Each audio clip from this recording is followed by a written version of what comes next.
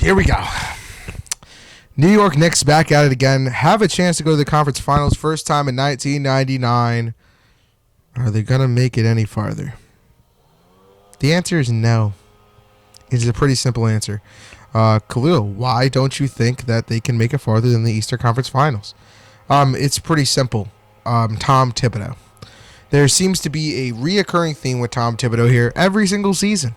And it pisses me off. It really does piss me off. And as a Chicago Bulls fan, sitting here cheering for my team in the middle of their prime when Tom Thibodeau was their coach, I was happy at that point.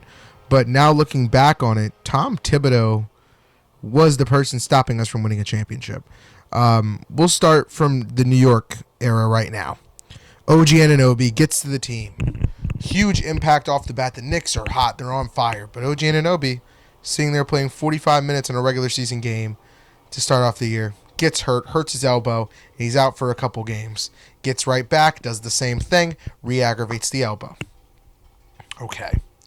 Then, OG Anunoby plays in the Indiana series, gets hurt, common theme here.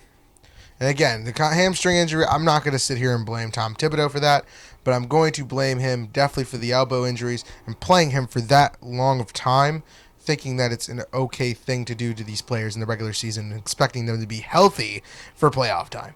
Julius Randle. Great player, fantastic. Knicks were on fire. Julius Randle might have been the best player on the team at that time for the Knicks. He was balling out of his mind, averaging almost 30 every single game. They beat Minnesota in that big game, and Julius Randle was the catalyst for it. Not saying Brunson isn't a great player right now. Jalen Brunson is him. Don't get that mistaken. But Julius Randle goes in, plays Miami, hurts his shoulder. They're up by 20 with 6 minutes left in a regular season game. Julius Randle has no purpose of going back in the game. Comes back in the game and gets hurt. You saw it with Derrick Rose. Derrick Rose, playoff game, a minute left, up by 11, should be out the game, should have had a substitution, even had an opportunity to call a timeout and take all your starters out in a big win. What does Tom Thibodeau do? Keeps him in. Then we go ahead and have Joakim Noah, Lou Alday. Great players for Chicago. Fantastic. But did they have long primes? Did they have long careers in the NBA that they could have? No, not at all. Because Tom Thibodeau overworks these guys, and he even knows it. I mean, think about it. Like, why do you think Derrick Rose was on the Knicks for so long? Why do you think Tom Thibodeau always tries to give Derrick Rose and Taj Gibson jobs?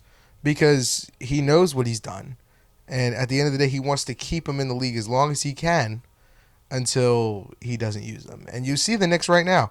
The Knicks were happy about getting depth in the trade deadline. Bogdanovich, Alec Burks, all these other guys. And what did they do? They went ahead and said, we don't use depth. Folks, Tom Thibodeau has never used depth in his entire career. Tom Thibodeau is the reason why the Knicks aren't going to win a championship. And Knicks fans, if you want to win a championship, go get a better coach. Go get a guy who's not going to play guys in the regular season for 45 minutes. You wonder why every single team that Tom Thibodeau has had has never been healthy. It's not a big shock to me.